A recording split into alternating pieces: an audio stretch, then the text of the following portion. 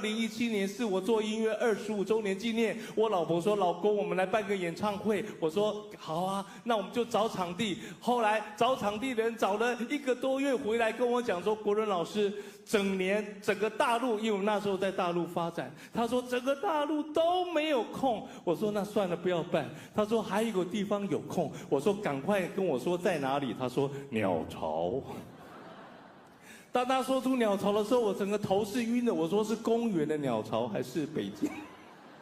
他说：“就是可以坐10万人的。”然后我就跟他讲说：“我是疯了吗？我没有开过演唱会耶。”然后我说：“如果我是周杰伦，我考虑一下，但我是王国伦的。”当我这样讲的时候，上帝给我一个感动，因为我在2012年